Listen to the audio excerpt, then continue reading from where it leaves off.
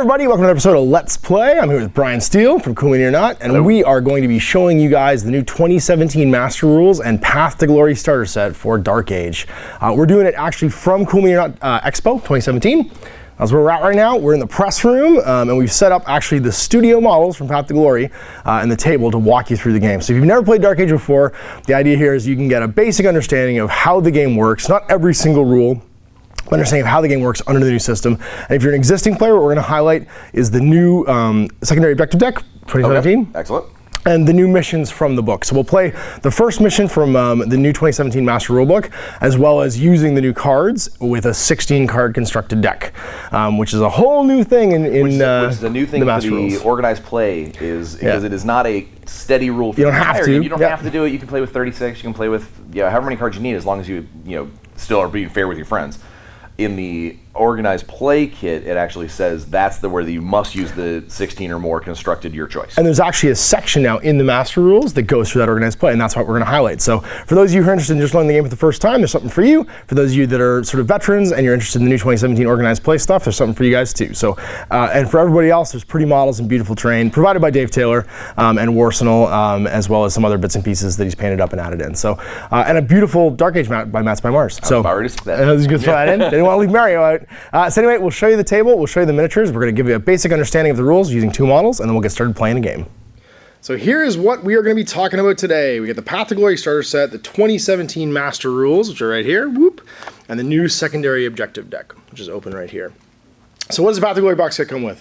Well, you get two armies. You get a 450-point Icecast army, which is a Spirit Lord of Ice, a Soul Searcher, a Death Device of Ice, and then all of the psychogenics that they have access to. You get St. Isaac's Force, which is Isaac in an Ajax suit, a Centipede ×2, and their controllers, which are little dudes with rifles that basically tell little robots what to do. And they're two balanced 450-point forces ready to rock and roll and fight each other.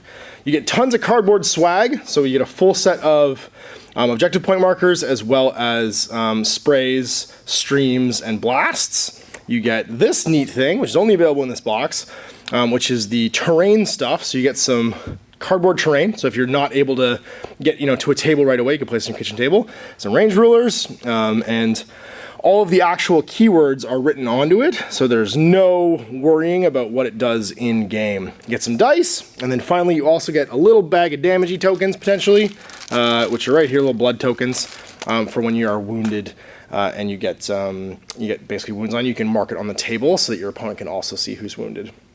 And that's what we're going to be going through today. So the game itself, how does the game work? Well, it's a forced construction game, uses points. As you would expect in most miniature games, and it's all that information's here in the back. So what we're going to start with, like we usually do in Let's Play, is the anatomy of a card. So we're going to go through, and we're going to do the anatomy of a card, how a card works, and how you make a force. So the first thing that you want to look at when you're making your army is the back of the card, typically, because it has two things that are super key. Your point value, which is on the right here, and on the left is your availability. How many you can have per chunk of 500 points, basically, in your army. So we're playing a 450-point game. That means that, for instance, this guy right here, which is the Spirit Lord of Ice, I can have one of him for every 500 points. A Death Device of Ice, I can have three of for 150 points. He's also, three of for 500 points, he's also 150 points. So that's 300 points right there, for these two guys. Then I've got my Soul Searchers. Again, I can have three of them for every 500 points. 75 points each. That's my last 150, and that puts me at 350. Now, there's we'll get to these guys in a second, these cards, the psychogenics, but that goes to the special rules on the cards. And when we get to those special rules after the anatomy of a card, I'll show you how you select those. So everybody has 1, 2, 3, 4, 5, 6 key stats along the side here. And they're all done by symbols, so you can easily recognize what each one is. So the top one, the little cog there, that's your actions. That's how many actions you get to do per turn. And actions are used for everything from swinging your sword, to shooting your gun, to just moving around the table, touching objectives, whatever. It's an AP-based game, and every time you want to do something, typically you'll spend one or more action points to do it. Then you've got your defense, your shield there, and that's the thing that it's kind of like an old D&D. You add it to your opponent's hitting ability, and that gives you a target number you're trying to swing on a D20. So 6 here, for instance, is this guy's defense. He's relatively easy to hit, and the lower the number, the better. It's one of those cases where you don't want a high stat, you want a low stat. Because the lower your stat, the harder it is to actually hit you, because the lower number you're adding to your opponent's assault value. Then you got your armor. We're back to wanting a high number. This is the thing you're trying to roll under, the target number you're rolling under when you get hit by an attack. And it's reduced by the power, typically, which we'll talk about when we get to assault groups, of the attack that you're being hit at. So this Soul Searcher, he's armor 16. He needs to roll a 16 or less on a d20 to make an armor save. And that'll be modified by, let's say he gets hit by something power 4. He'd go down to a 12 or less, and that would be your new save modifier. So again, higher is better. You can have crazy high numbers like armor 20 in the game. Average is usually 14 to 16, usually on most guys, and that's your sort of relatively Joe Schlub 50-point dude in the game. Then you've got your little foot here. That's how fast you move. That's how many inches each action will take you across the battlefield. So this is 3 inches for the Soul Searcher, which means with his 3 actions, he can potentially clear 9 inches across the table during a single move. His Psych, that's, let me get Coke. That's the little lightning bolt there. And that's kind of a combination of his mental prowess, on some guys, their ability to use psychogenics, your leadership, your morale, all into one stat line there. And again, it's a target number. So for instance, if you're trying to interact with an objective often, it's representing your intelligence. So you're trying to roll equal to or under it. If you're trying to do something like resist a psychogenic power, it'll hit you. And then you might have to make a psych test at a penalty to try and not get hurt or not suffer an effect or something like that. A lot of the scarred psychic powers have things that make you go crazy, and you're making psych tests all the time to try and resist them. And then down here, little hearts, just like Legend of Zelda, that's your hit points. That's how many times you can get smashed before you die. And that guy here, the Soul Searcher, has 2. He's relatively robust. He's a 75-point model, means he can take 2 hits before he's dead. So that's everybody's got him, the basic stat line on the side of every single card, and what it does. Then on the top here, we have assault groups. Now every assault groups and attacks are 2 different things. Attacks is usually how many dice you swing. So for instance, it's the number in the bracket here. And the assault group is, you get to make one of this number of attacks every time you spend an AP. You can have multiple assault groups. So sometimes guys will have a melee weapon and a gun. So if we look over here at, right here, St. Isaac, Ajax Might. He's got 2 assault groups. They're both guns in this case, but he can pick from them every time he does an AP to see which one he fires. And they are divided into different stats. So there's first your number of attacks, the number of times you make the attack per AP spent. There's your assault value. That's the number you have to roll equal to or under, plus the defense. Remember, if this guy's trying to hit himself, he's assault 8. Defense 6, he'd need to roll a 14 or less to hit. Your rate of fire, if it's a little infinity symbol there, it means infinite. You can use as many times as you have AP. Ajax over here, though, he can only use his dual flamers once. He's got a rate of fire 1, and that means he's only going to be able to swing on you a single time before he has to switch to a different gun. Then there's your power. That's how much damage it does. So again, if he was to hit himself with his own Frostglaive, he would have to make an armor save at -6 because it's power 6, which means a 10 or less. The range, in this case it's 0, it means it's a melee attack, and it can only be used when he's in base to base with the target. And then finally Mal, which is malfunction. So basically in Dark Age, everything's falling apart. Technology doesn't work very well, and things is broke. And that means that the less reliable your weapon is, the higher tech and usually better risk to reward it is. So this guy's just using literally a big stick with 2 sharp stabby bits in it, big sharp stabby crystals. So it doesn't have a malfunction because you can't really screw that up. It doesn't stab you accidentally. Whereas Ajax, who's literally a guy that grew up in a slum somewhere in a post-apocalyptic cult, found a suit of power armor. Yeah, when he uses the flamethrowers on that, they might just blow up sometimes because they're not super well maintained and they're about 250 years old. So it would kind of be like if you unearthed like a really old Egyptian car, you try to turn it on and see what happens. So he has a malfunction number of 18, which means when he makes an attack with it, if he ever rolls a die and it's 18, he hits himself with the attack, the weapon malfunctions, and because this one's a spray template, it also spins in a random direction and shoots somebody. So malfunctions are a big deal in this game, and typically the higher technologically you are, the more likely you are to have a malfunction in your assault groups, and the bigger actually damage you do, because you're typically a riskier prospect, but it pays off more if you actually hit somebody. Then we have special abilities down here. Now special abilities are usually keywords, and one of my favorite things about Dark Age is they spell them out in full on the back. So I'm going to flip the card over here, and all 3 of those words that are on the front are all fully defined on the back here. It's not just keyword, go look it up in the book. And typically when you play Dark Age, you only have to really refer to the book once, and then you're playing off the cards for most of it. So this guy's got Infiltrate. He gets deployed after all the other models, anywhere on the table at least 12 inches from the enemy deployment zone, so basically in your half. Strider, he ignores the rough terrain piece keywords. When he rolls over like rough stuff, he just ignores it. And then Survivalist, if all he does is move, he goes on hold, which is a super handy 2 action point ability that lets you react to templates, make attacks, shoot guys that come near you, stuff like that too. So those are the 3 things there. And the final thing you'll see in the anatomy of a card is this down here, the link, that little link symbol. Some people don't have one, but this guy's got link 3 Soul Searcher. And the other thing that's important on your card is then your name, because if you have that name, up to 3 guys within 4 inches of each other can activate at the same time as a single activation, and then just go one after the other basically, and you can group activate instead of just doing one model at a time. Typically in Dark Age, you're activating model by model. I go a model, you go a model, back and forth. Squad Link lets you get the jump with a bunch of guys at the same time. So he is Soul Searcher 1, which means he and up to 2 other Soul Searchers can then group activate, and that is the anatomy of a card. So the quick start rules that come in the box actually have this exact same definition if you are interested in going through it again.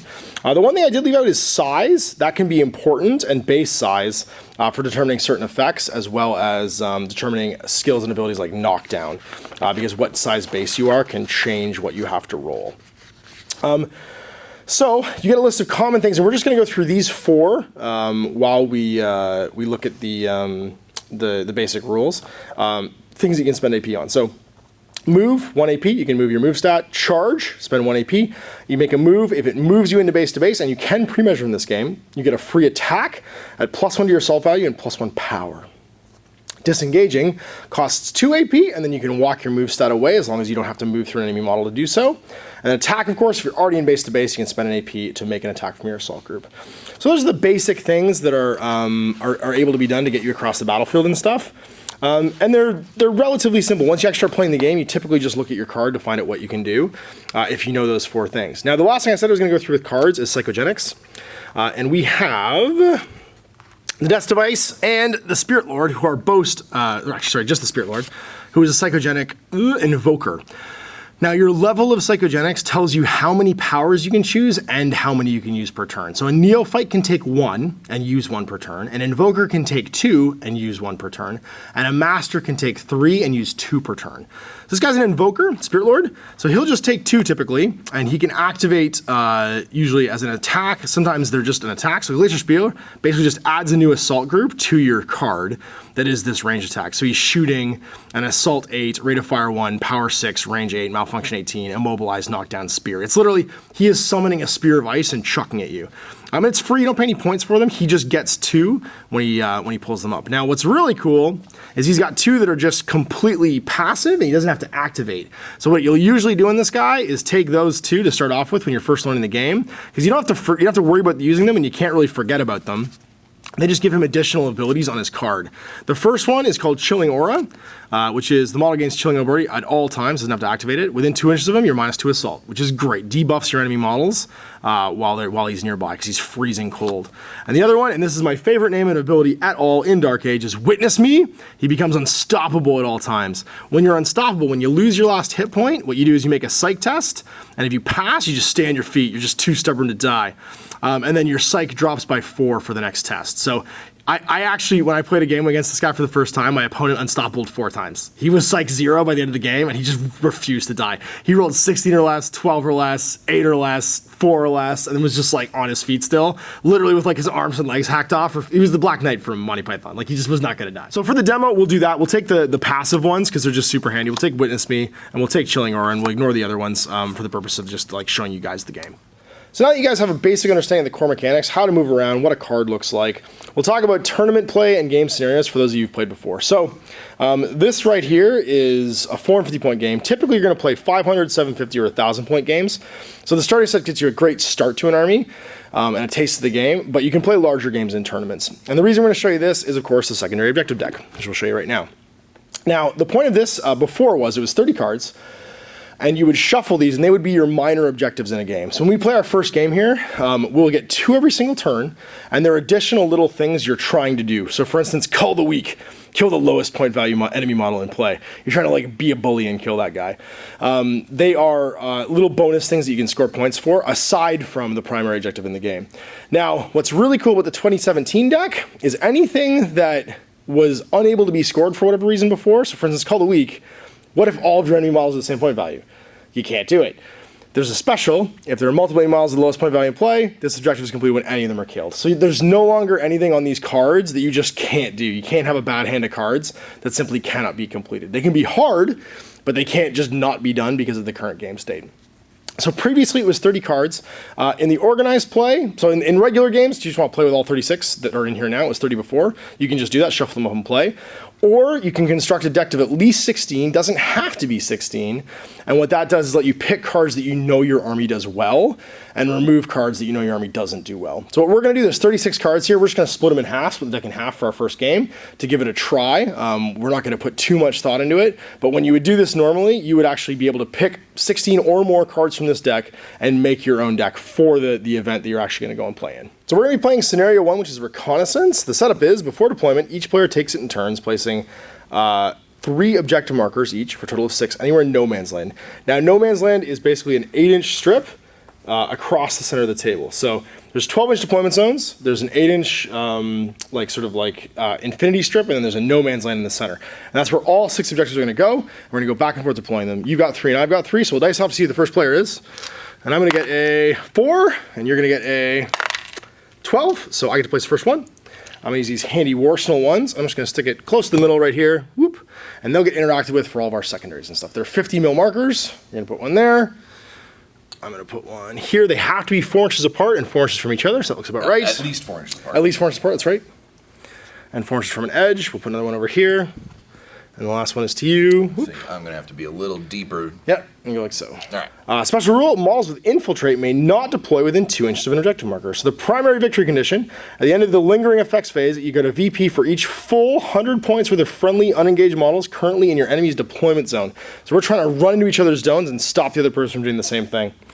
After scoring, a player achieves a primary victory if they get 10. So it's a race to 10 points. If both players have 10 at the same time, the player with the more victory points is declared the winner. If they both just have 10, it's tied. Alternatively, the game player with the most victory points at the end of 8 game rounds achieves primary victory. Special scenario rule, we can discard both of our secondary objectives instead of the normally allowed one during the lingering effects phase. So normally you can only drop 1 of your objective cards if you don't like it, but you can drop 2 instead in this mission. So we'll dice off again for deployment. Now in this game, if you win this roll, you don't necessarily have to deploy one of your models first, and you won the roll. You can also make me deploy one of my models so that you can see where he goes. I really want to see where that Spirit Lord goes. All right. My Spirit Lord is going to be up the middle here, so it's over to you, and you can deploy. And when you deploy, you have to deploy all the models that are represented by a single card. So you'd have to do both centipedes or both controllers or the Ajax suit. We'll do both of my controllers. Hanging out over there. Yeah. I'm going to do my, what's this called? The not Death Device, the Spirit Lord. Is he Death Device? Death Device. That's right. Yeah. Of ice, that's why. It's the rhyminess. I keep thinking I'm wrong. And he'll go right next to his buddy over here. Now these guys both infiltrate, which means they deploy after you finish deploying, anywhere in my half of the table, not within 2 objectives. So I'm going to put both. Centipedes. I'm going to pair up centipedes because they work really well along with their controllers. They sure do. And Mr. Isaac. Isaac himself. So there's 10. And 2 more. 2 more. There you go. I'm just going to get some work done. I can't be within 2 objective, so I'm just going to hang it up here in my half with the 2 Soul Searchers. And we are deployed for first turns. Now, every round you're going to roll initiative to see who goes first. And again, that person can either take the first activation or they can nominate an enemy model to activate as well, which can be very handy. So I roll a 16. Low is better, always. You roll a 16 as well, so we go again. I roll an 18, which is terrible. You roll a 14. So you can choose to go first or have one of my models go first. I'm going to go ahead and have your Death's Device go. Death's Device. All right, well, he's going to go and he's going to start running. So Death's Device has 4 AP and a movement of 3, which means he can run 12 inches. Before we actually rolled initiative, we should have drew our secondary. Oh, that's right. We completely forgot about that to see what they are. So let's see what mine are. Whoop, besides getting in there. And I'm just going to reveal them because it doesn't really matter. So you know, I have Cull the Weak. So kill the lowest point value model in play. So you have 4 50-point models? I have... No, you have 2 50-point models. I have which the controllers are my 50-point models. So I'm trying to kill either one of those for Bully. Yep. Or sorry, for Cull the Weak. And then Bully is 1 friendly model kills 2 or more models of a lower point value in 1 activation. So I'm trying to get both of them killed by a single model. Now, alternatively, I could also have a high point model like the Death's Device or the Spirit Lord kill, say, a controller and a centipede in 1 activation, and I would be able to pull Bully. What'd you get? I ended up getting Surprise Attack, which is kill one enemy model that has not yet activated this round.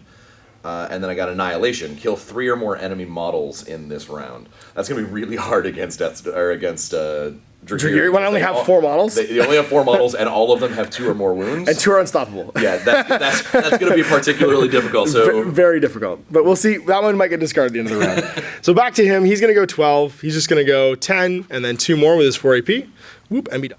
All right, so when we were talking about squad links, I'm going to have my controller who has the controller 3 and a centipede who also has controller. Now he's got a controller of 1, which means he really can just join in the Other squad people, link yeah. that has the controller keyword. So the controller's job is usually to herd a little group of those guys around and get them to do stuff. And the reason why this is important is because the controller has a special ability called Controller. Hey. Every turn he generates one program token that he can basically, or command token, that he spends to activate the programs of his little robots. And he makes them better. And he makes them better. In this case, the centipede has 3 different programs he could possibly activate.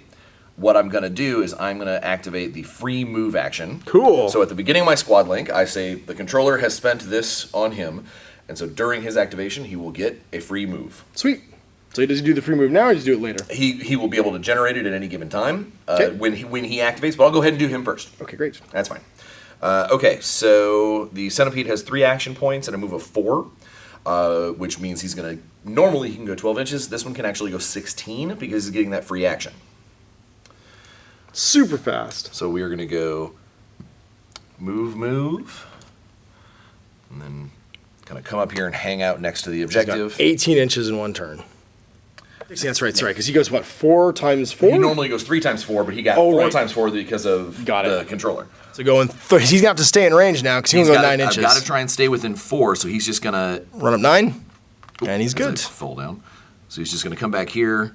And the reason why I got to stay within 4 is because when you squad link, your first model that you move creates a squad link bubble that all models that you're squad linking with need to be within 4 inches of that model. Ooh, okay. At the So- start or at the end? At the beginning. That's right, yeah. They could have gone like that if he wanted to, but in this case, I'd like him to stay there, so hopefully be able to use more of that, more of those programs in the future. Cover me, Spirit Lord Device is going to go. He's got 4 AP again with a 3-inch move.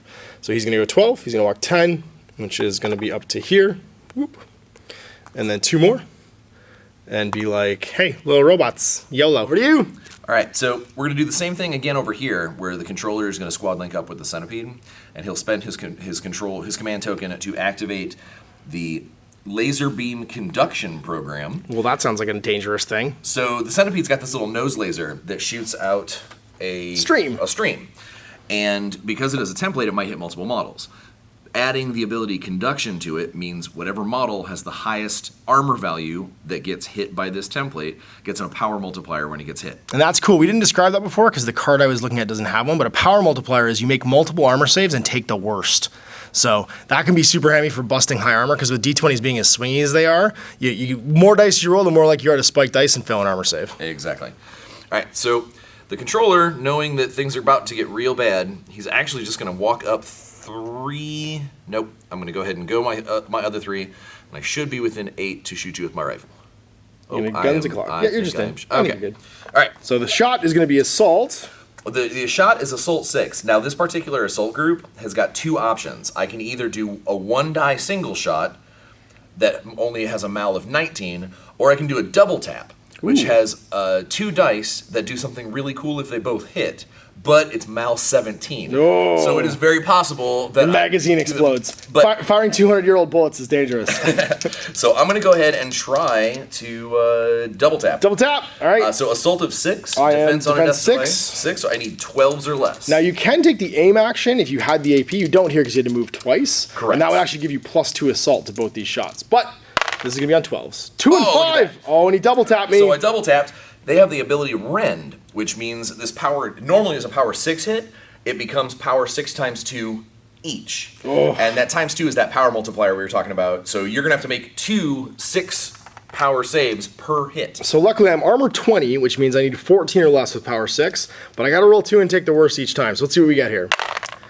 14 and 2 is perfect. I'm good. And the second one, 16 and 13. I have to take the 16. That's going to wound me. I've got 2 wounds left, but the death device is now wounded. Centipede! All right, so Centipede, finishing up this squad link. This one doesn't get that free movement, so I have to move up. We'll do 1 action to move. Yeah, that's not close enough. You have a 10-inch stream. 2 actions to move, and then we will launch my stream. Here it comes. All right, so because the way that firing line of sight works is that we have a window between the two of us, and the direct path between us is where my shots are going. Right. In the case of a template, I'm allowed to lay that template anywhere that it covers that attack path. Now, unfortunately, you are just, so that path, I'm covering it, but I'm not enough to hit that Soul Searcher. Right. If you were a little closer, I could possibly have scooted in and got you both. Or if I was a little closer and a different direction. So the laser line is super handy here because you can draw a line between the edge of his base and the edge of his base to see who's going to get hit. So just to move a model for a second, if he was here, you'd get him. I could do this and clip him. That's right, because there'd be a line between the edge of this base and the edge of his base, and you can lay the template anywhere in there. And this is also really handy for things like streams and sprays because you have to nominate a primary target. Right. Because that's the only one that can be critically hit or the only one that can be malfunctioned or aimed against. Yep. So this is the attack path of the primary target. Anything else that's under there is just basically, a bonus. A bonus, yep. Yeah. A free bunch of dice you're going to get to roll for that AP. Exactly. So the Centipede's laser beam is Assault 6. I'm Defense 6 still. All right, Defense Drugiri. So I need a 12. That is a 19. Uh-oh. All right, so the malfunction on a Centipede's fabulous laser beam is 17 because it's super advanced tech. And it's really old. And they're just shoving batteries they find into it to see if it'll work. Someone put a thumbprint on the lens like in Real Genius. Yep. I mean, it's something bad has happened here. So the way a normally malfunction works is that it just hits the model, but because it is a stream, it will spin in a random direction based off of the arrow part of the top part of the D20. Oh, yeah, let's go shoot your guy. Zabath. All right, well, that's great. So you hit yourself and you hit your own So controller. I hit myself automatically, and I hit the controller, but you remember, earlier on, I activated the conduction ability. Yay! So we look at the armor values, because conduction says the highest one hit. the attack gains an additional power multiplier against the highest AR model hit. In the case of the tie, the attacking model gets to decide who gets it. So armor is 14 on a Centipede. Armor is 16 on the controller. Ruh-roh. So he gets the double hit. I can literally just see him taking aim and looking through his goggles, and this thing's walking up like beep boop, I've got it, boss, and then just shoots him in the face with a laser. All right. So the controller has an armor of 16 and power 6 on a laser beam. So it's 6 times 2 because the conduction. 10 taking the 10's worst. less. 16's gonna fail. Controllers only have 1 hit point. Brat. I have destroyed my own guy. Okay. Doop-de-doo.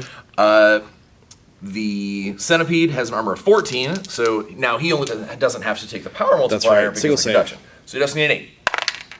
Not on a 17. However, Centipedes have 2 wounds. So he gets his, basically, you can imagine that, there's batteries melting and stuff. He doesn't necessarily hit himself, but, the batteries melting down. There's literally, the optics are cracked. The laser just fired in a random direction out sideways and accidentally shot his friend. All right, well, it's back over to me then, and that makes it Soul Searcher time. Now, I have 2 Soul Searchers, and they have the keyword Soul Searcher Squad Link 3. So I can actually Squad Link with them. Now, I can pre-measure to see if I'm within 9, and I am. The question is, do I think I need 2 of them to kill this guy? And I don't think I do, so I'm not going to Squad Link. I'm just going to move, and then move again, and then my last time I'm going to charge him with my Batleth. Crazy, whatever. It's got a name. It's the Executioner. No, it's Dust Device. It's the Frost Glaive. So my Frost Glaives. Now they are Assault Value 8, Infinite Attack Rate, Power 6, and 2 attacks each. So this last AP, I'm going to get +1 on my Assault because I charged, so I'm Assault 9. Your defense is 4. So I need a 13 or less, but I roll 2 dice. So let's see what we get here. 2 dice, 13 or less.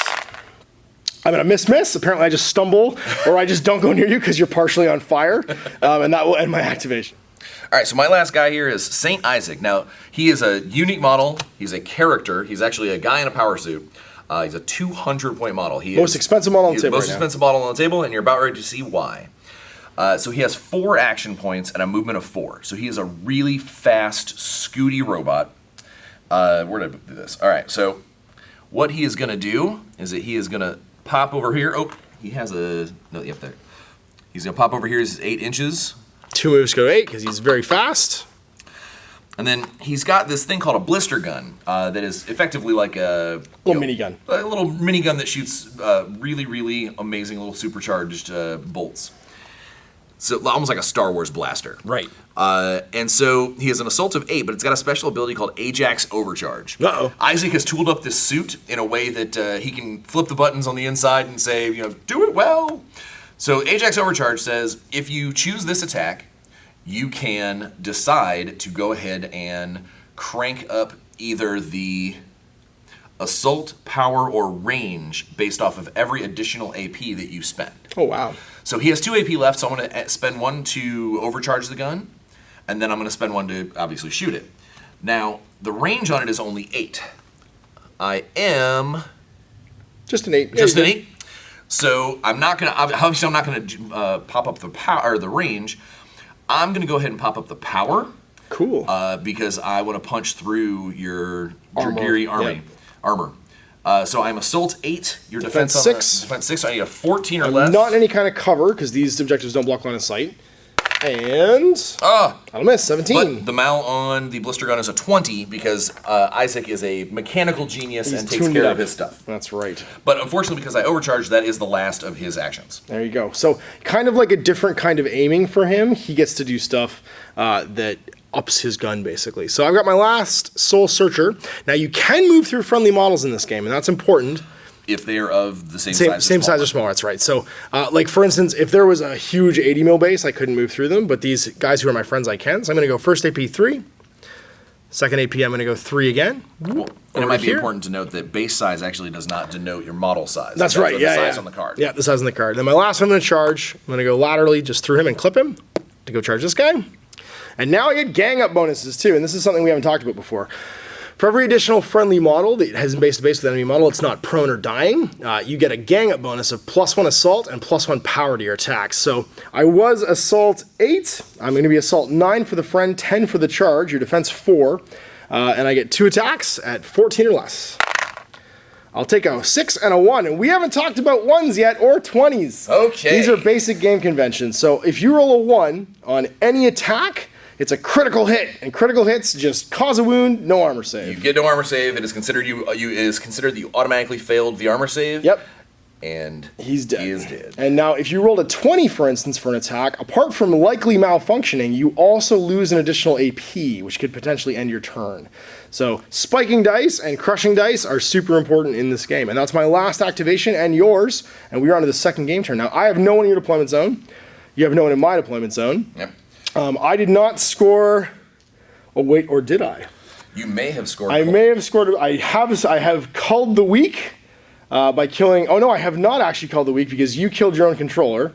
So I did not do that. I did not kill the lowest point value in play, and I did not kill 2 or more enemy models with lower point value in 1 activation because you killed your own guy. So I didn't score either of those. It's important to note that one of the other scenarios actually specifically says that secondary objectives for killing things can be any time someone dies on the battlefield, your opponent is considered to be the In that case? In that case, Right, okay. that particular scenario. So when things like that would happen, they would get their points because everyone on my side of the field goes, yeah, And everybody else side goes, boo. Yeah, That's exactly. right. So in this one, though, I do not get it because you lasered your own dude. So we're on around the lingering effects phase before the next round. We can dump objectives. I'm going to keep Call the Weak because I hope to get it eventually. But I'm going to drop Bully because it's going to be relatively hard to do with a 200-point model in play. Kill either of yours? I'm going to go ahead and get. We mentioned earlier that Annihilation is really hard against an all Trueborn Dragiri force, so I'm going to ditch Annihilation and Draw a new one? All right, so I'm going to draw a new one. You're going to draw a new one. I'm going to get Relay Signal, which is touch an objective and move it to another objective. And you can do that for a relay point. This objective is completed with the end of a round if you're friendly model the relay counter in contact with each of the 2 chosen objective markers. So basically, I pick an objective and you pick one, and then we have to try and be in contact with both. What's yours? I got forward location. I have to end the round with 1 or more friendly models in contact with the objective marker that's in no man's land closest to my opponent's deployment zone. Right, so it's going to in be that one of case, these. It's going to probably. Oh, This one or I think maybe that this one one. might be closest. Yeah. Yeah. One of these 2. We'll check I in a got to minute. try and get a guy to touch that one, and then I'll score a point. Cool. We'll pick the relay. I'm going to pick this one.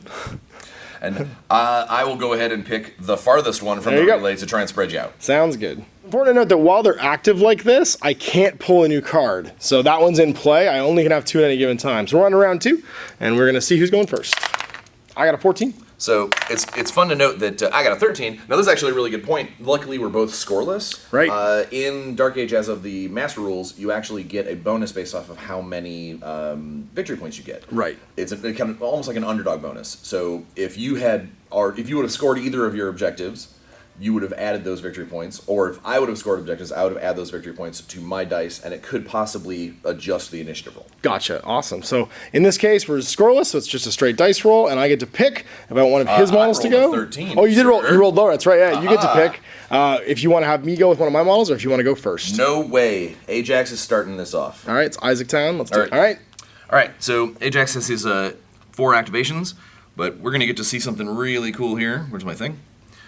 We're going to move 4 inches. forward my 4, and we're going to fire my dual flamers. Ah! Now, my primary target, I'm going to go ahead and, it doesn't matter because it's aligned, my primary target's going to be here, so I have to cover that attack path between the two of them. That's your second AP. That's my second AP. Now, dual flamers fires twice, so assault of 8. I am defense 6, as always, so 14 or less. Now, you get no cover bonuses against these flamethrowers, so even if I wasn't in cover, I wouldn't be able to benefit from it. Oh my gosh. Double 19, though. That's Well, not good. That's awful. All right, so the malfunction on this is 18, so that's 2 mals. Blah. Womp womp. All right. And it also means that the secondary guy may not be hit because it's going to spin in a different direction So twice. the first one. Yep. It's going to go backwards behind towards me. him.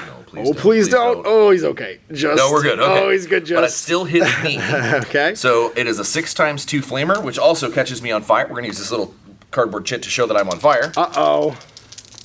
6 times 2. What's your armor? Armor on the Ajax is 20. So you're fine? So he's fine. He's Both on fire, but he 14. hates that. So the second one that spins around, because I double maled, Gonna comes go out this way. backwards. It's not gonna hit anything over here. But And you can't be extra on fire. You're only on fire once. Yeah. That's right. So I still need my 14s or less. Bop. Nope, I'm going to take a wound. Luckily, the Ajax's might has 5 wounds. It's very, very hard to kill. All right, well, so because neither of those rolls were a critical failure, that means that I didn't lose any extra AP. That was still just my second AP. Yep, It just so you got was really bad. Another 2 AP left to do stuff with your blister gun. Correct. Well, I'm on fire. This is true. And fire is, if I choose to do anything other than try and put the fire out, at the end of that action, I will take a powerful hit automatically. So Because it's I'm not, burning. it's not terrible because you are armor 20. Like, you have an 80% chance of passing. So you can just try and tough it out. But I also have a lot of hit points. Yeah. I'm going to tough it out. All right, So fair I'm going to enough. go ahead and start pulling the trigger on this Blister gun. And because the rate of fire on the blister gun is infinite, I'm not going to do Ajax overcharge because I can possibly get 2 pops into him, maybe drop 1. yeah, maybe kill one of them. That's perfect. So assault is 8. Okay. Your defense is 6. And you have 14. It's going to miss the 16. That's going to miss, which means now I take that power 4 hit. So I need a 16 or less to avoid being damaged. He's good. We're all right there. And then that last action, so I'll fire it again. 19. The mal on the blister gun is 20. Oh, you're good. My dice are just not so happy. Not with you today. Nope.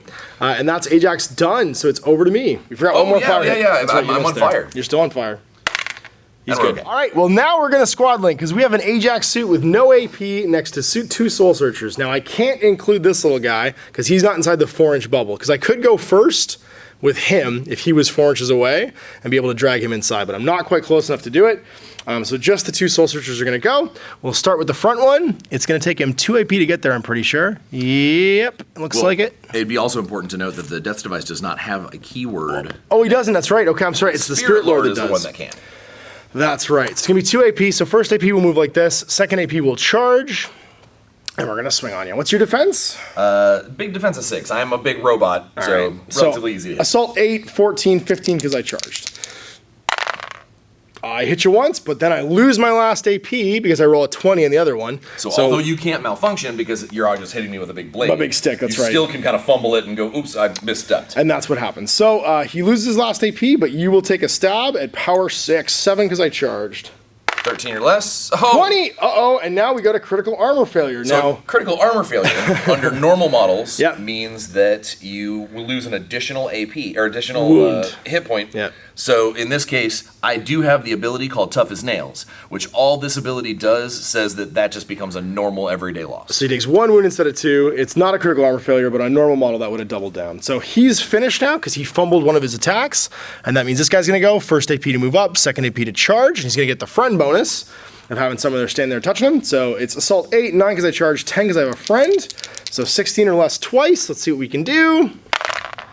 15, 12, hit you twice. Power 8 because of the friend and the charge bonus. So 12 or less twice for you. Yep. So the first one, 19 I is take going to another fail. wound, and I save the last one. All right, so he's got 3 wounds on him, and I have one last chance to try and kill him right now, as I am swinging again twice with my Bat'leth. Now I'm only hitting at +1 now because of my friend. So assault 9 plus 6 is 15s. 19 will miss, but the 3 will hit, so I can't kill him, but I do one more power 7 hit. And he saves I'm it okay. because you're 13 or less, so you're good. Over to you. All right, we'll go ahead and link these guys together and see if I can't maybe bring down this Spirit Lord. All right, so we'll obviously activate this. I will activate my conduction again on the laser beam. Hopefully this time not malfunction. Not spray paint yourself, yep. Yeah. So what we're gonna do is we will activate him first. He'll go ahead and spend his program to help. I'm gonna move up. Ouch. Going 3. We'll move up. We'll touch the objective, not that I need it right now, but then I will take an aimed shot, an aimed double tap. And you're definitely with an 8, so that's going to be 2 shots at +2 to your assault, and then I am defense 6. So it makes me an effective assault 8, so I need Nice. 14s on a double tap. And if both hit, you get rend. Only one hits? Only one hit and the other one malfunctions because my mile's a 7. I should really stop double tapping. All right, so we're both going to basically get hit for power 6. Yep, okay, so I take a power 6, I'm armor 18, 12 or less, I'm good. And then you take a power 6, armor I'm 14, armor 16. 10 or less. And Wah! he only has 1 hit point. His and magazine explodes. His magazine explodes, and he is very, very dead. Okay. And now it's the the little centipede. centipede. So, even though the controller died, I activated him first so he could spend that program token. That's right. So now this guy will move forward 4. And I'll take an aimed shot Laser with my beams. laser beam. Yep, which is a stream, which means 10 inches long. Perfect. And you will hit me. I'm assault, or so defense 6. You are assault 8 effectively after the aim. 14. That's another okay. So All right then. it's worth noting that if you wanted to expand this box, a weaponsmith is a fantastic deal because he gets you a skill called Superior Maintenance, where you can ignore 3 malfunctions per game. So you just spin around direction. Don't kill Ajax. No, Okay, it it comes goes back to backwards. say, it doesn't please don't, please don't. But you will conduction yourself, I will conduction myself because I have the highest armor of models that were hit. which is just you. So I'm armor 14, and this is a 6 times 2. Double 1. Now, even if it wasn't just important to note, if you you even came up failed, that way, yep. the 1, a critical success on an armor save cancels out all the rest of the failures. dice, That's even if this 20. happened. That's right. You always go from the bottom up, so this would be critically succeed and it would cancel out everything else. Which is kind of great because when you start stacking power modifiers, it's really easy to spike dice, but it's also upping the chance of you getting one of those 3 dice being a 1, and it just cancels all the failures, which is really cool too. All right, so that was my kinda swings second and out. third action. Yep. My 4th action, the rate of fire on the laser beam is a 1, so I can't do it again. Okay. And you are too far away for me to charge you and try and get you with my little stun claws. So I'm going to go over this. We'll Try to hit him at deployment zone. It's just a consider wall. it rough. Yep. So that a rough keyword means that you lose -2 movement for the move. He has a move of 4, which means I'm only gonna. If I went this way, I couldn't really do there. So I'm gonna. Well, I really can't do it anyway. So never mind. I can't get over it. So Just go backwards. Yep. Get away. Scoot back my 4 and hope that Be maybe further from charge range. further, so you don't get nearly as many swings on my adorable little centipede. Fantastic. So I think it's Death's Device time. Death's Device has a assault of 8, and he's got 3 AP and a 3-inch move, so he's not going to get to anybody this turn. He's just going to run 9, whoop, and head out to here to be ready to go fight Ajax later on. You know what? We forgot he has Strider. So yeah, you can just roll over. Yeah, he has an ability that says he ignores the rough terrain. So he would, instead of taking his 4 back, Just he go would just straight take over. his 4 straight across. Yeah, and just end up the other side. He was like right here, so you just be over there. Perfect. All right, so I only have my Spirit Lord yet left, and he really wants to not have you in my deployments going scoring points. So he's gonna go try and murder you. Now he could potentially murder 12 inches away, because he has 4 AP and he has a movement of 3. So I'm not gonna get you in 9. But I will definitely get you with the final one, whoop, to 12, and we'll charge that centipede and see if we can Frostblade him a quest. I have a cool ability called Furious Charge, which means I count as basically having a friend when I charge. I double down on my charge bonus, so I'm assault 10 instead of 8. Your defense is 4, so I got 14 or less twice with my Frostblades. I'm gonna hit you twice, and it is power 8, 9, 10 because of my Furious Charge, and your armor is 14. So 4 or less twice. First one, He's good. yes. He lives. Second one, No, he just fails it. However, he does have 2 wounds. So he's still alive. That is everyone activated out turn 2. I believe your swords also cause stun. They do cause stun, yes, which means you will activate with 1 less AP next round because you are frozen a little bit from my frost blades. I did not get Call of the Week because once again you killed your own lowest enemy point value model in play, and I will not get Relay Signal because I'm not in base space with those objectives. So it is all going to be up to this turn, I think, who's going to get into the opponent's zone and start scoring some points. Because right now we are still 0-0, which makes it a straight dice. Who goes first? I crit 1! Well, that's difficult. You crit 1 too! No, you got an 11, which is like a double 1. Extra 1. Extra 1s, all right. So I get to go first. I'm feeling pretty confident, so what I'm going to do is I'm going to activate my Death's Device because he has reach as a melee attack, which means he can attack guys from 2 inches away, and he's going to charge by fighting in between the 2 soul searchers. You see there's a gap here. He's going to stab you with his big sword and his friend by going 3. So his first AP is a charge. He's Assault of 8, 9, 10 for his friends, 11 for his charge. And that means you are defense 6. I need a 17 or less. I only get 1 attack, but it's extreme damage, which means if you fail an armor save, you take 2 wounds instead of 1, and Isaac only has 2 wounds left. Let's see if I hit first. I do, and it's going to be power 8, 9 because I charged, 10, 11 for my friends. 9 or less, 9 or less, or decapitated. Done. He's good. He's good. All right, so I have to spend a second AP, try and hit you again.